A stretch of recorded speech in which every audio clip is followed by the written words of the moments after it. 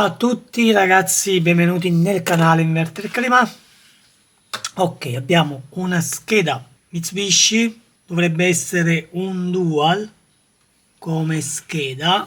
Abbiamo il dissipatore che ha qui sopra la sonda di temperatura, va a monitorare la temperatura, va collegata qui in questo connettore.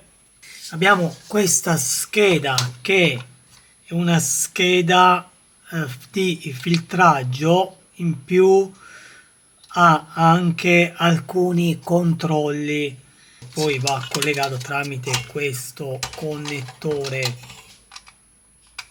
che va qui e fa riferimento al microprocessore.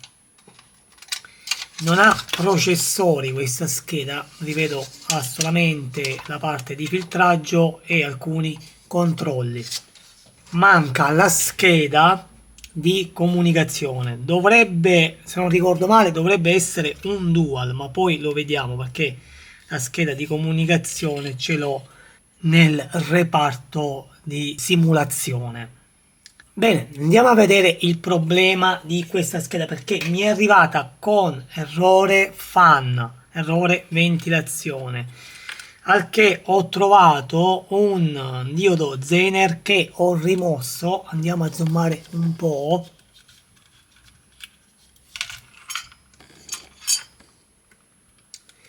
Il diodo fa parte della 15 volt perché sta in polarità con questo condensatore che fa parte della 15 volt. Adesso andremo a verificare.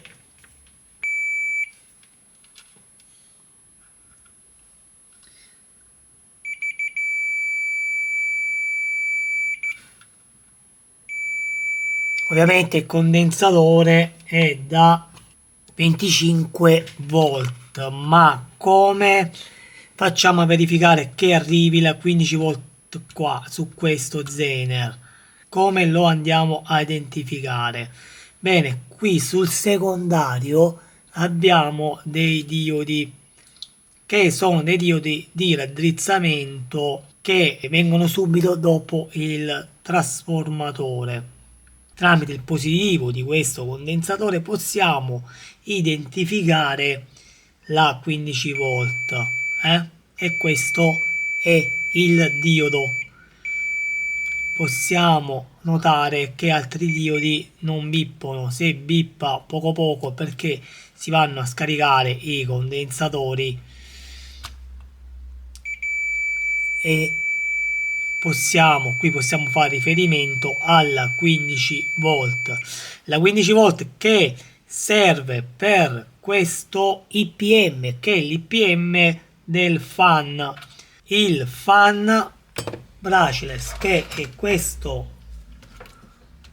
ventilatore in cui abbiamo 8 poli, 50 watt, DC 280 volt. Quindi è un ventilatore DC a 300 volt. Qui abbiamo le tre uscite. Ripeto, questo è l'IPM e sembra che è in corto la 15 volt. Per la scheda mi è arrivata come errore fan, ma se io ho tolto, come potete vedere qui ho messo due pin, ho tolto questo condensatore che è un condensatore da 25 volt 220 microfarad.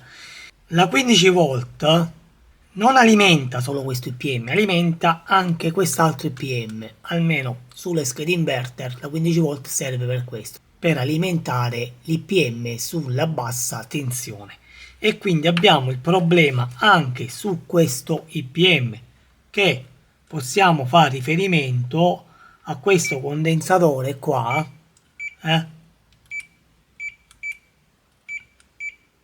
scusate, avevo sbagliato polo, eccolo qua, in negativo. Ok, andiamo a vedere adesso perché abbiamo una bassa impedenza su entrambi gli IPM, 134 ohm. La batteria scarica,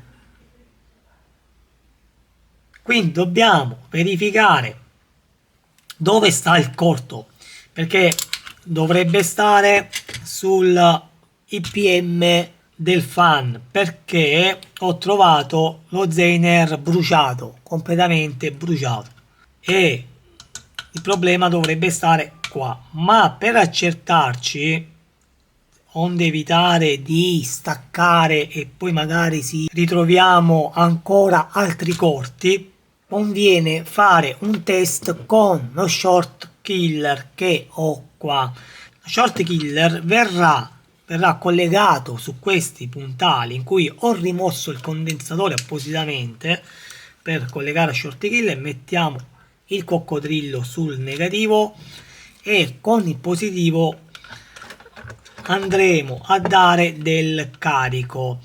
Lo possiamo fare anche con alimentatore da banco, ma la differenza è che lo short killer possiamo decidere noi il carico di ampere. Difatti ho messo 14,6 e il carico è di 3 ampere. Possiamo abbassare il carico, possiamo metterlo anche a 1 ampere per non creare danni sulla scheda. Vediamo un po', mettiamo a 2 ampere, dai, 14,6. Quindi sappiamo che l'uscita è di 15 volt. Tra l'altro questo diodo l'ho rimosso e testato, quindi il diodo è buono, però la bassa impedenza rimane. La scheda ha un problema che andremo a trovare, ripeto, con lo short killer. Quindi 2 ampere, 14,4 volt, facciamo riferimento qui.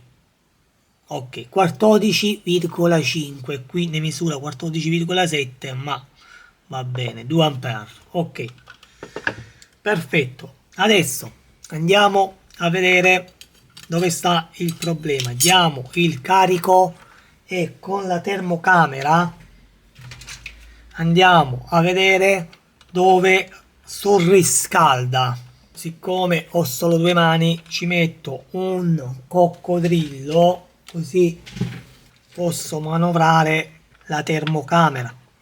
Ok, in questo momento abbiamo 0,27 ampere di assorbimento, quindi 260 mA. Andiamo a vedere dove surriscalda. Eccolo qui, a spegnere la luce, guardate un po', abbiamo 60-70 gradi, ok, andiamo a spegnere perché sennò poi aumenta sempre di più. Su altri componenti non abbiamo niente tranne su il fan. Voglio mettere più qua così si vedrà anche meglio. Ho spento lo short killer, guardate, ancora rimane caldo, e altri componenti non c'è niente. Posso anche spegnere le luci per vedere meglio. Quindi spegniamo tutto e vediamo che qui è ancora caldo. Vado a riaccendere lo short killer.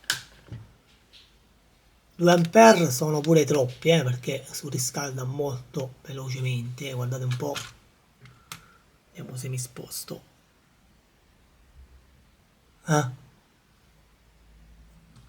Come sale la temperatura? Quindi se metto il dito facciamo riferimento. Allora, questo è il componente che riscalda, possiamo vedere il dito, quindi è bollentissimo, Allora vado a spegnere lo short killer e andiamo a sostituire l'IPM del fan, sia a sostituire l'IPM del fan, e andiamo a rimettere lo Zener da 15 volt.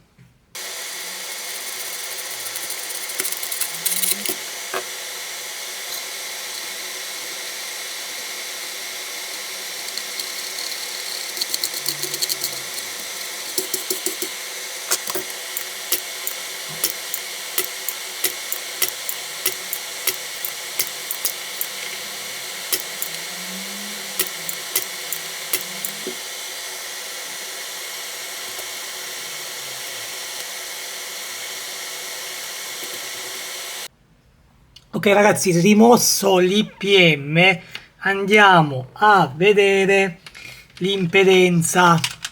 Se abbiamo ancora l'impedenza bassa, condensatore della 15 volt fan, abbiamo 6 kg.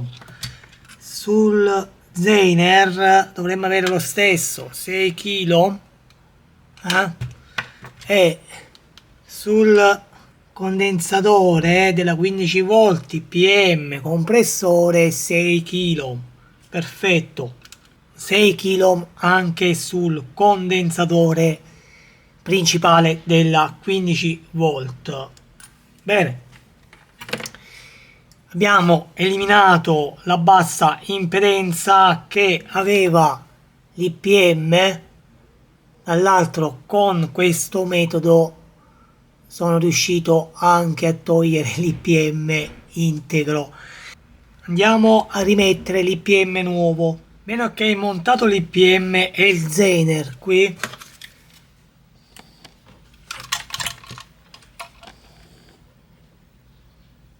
Eccoli qui, Andiamo a vedere l'IPM. Ok, questa è la sigla dell'IPM fan.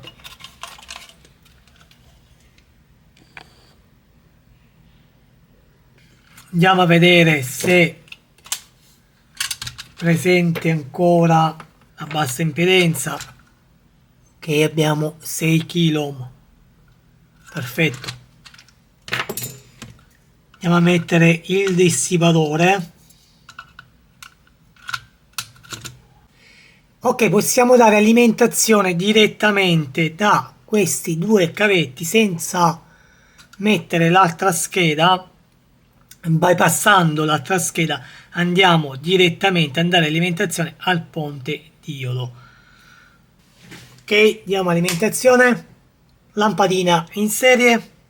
Ovviamente non sentirete il click del relè perché non c'è, sta sull'altra scheda, ma possiamo vedere con la termocamera se ci sono corti. Allora, c'è un surriscaldamento lieve al processore di 40 gradi, ma tutto sommato potrebbe.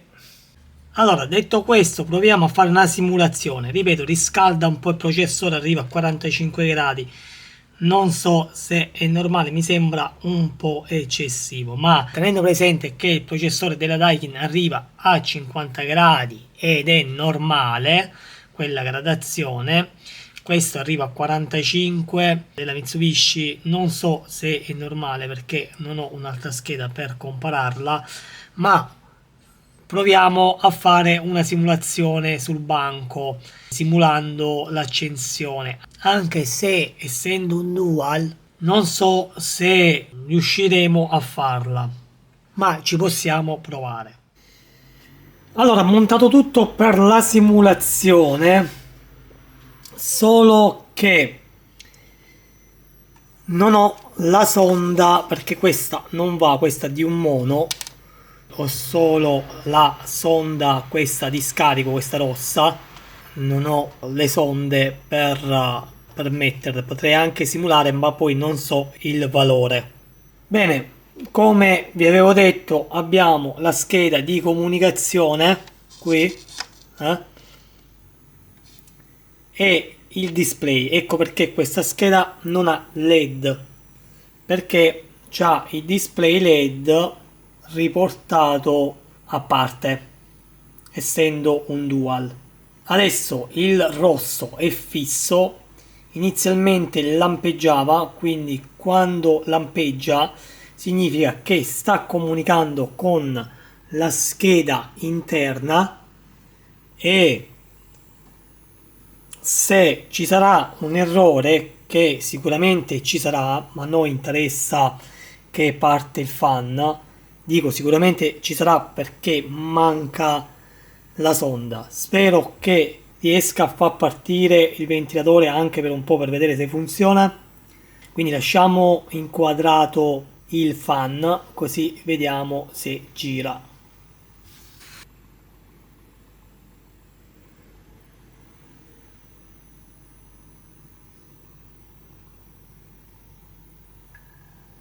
Eccolo lì, partito il fan, partito anche il compressore.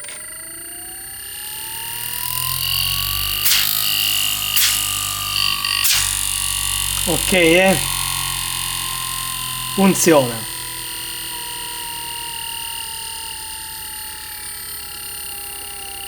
Ho sostituito anche il condensatore perché il condensatore aveva ESR troppo elevata, quindi ho dovuto sostituirlo. Devo dire che non sta dando errore per fortuna, ma lo darà sicuramente perché mancano le sonde. Funziona, funziona perfettamente, riparazione riuscita. Bene ragazzi, che dire, scheda Mitsubishi, riparazione riuscita. Mi raccomando, iscrivetevi al canale di Mimmo Refriger. Un abbraccio a tutti e ci vediamo ad un prossimo video.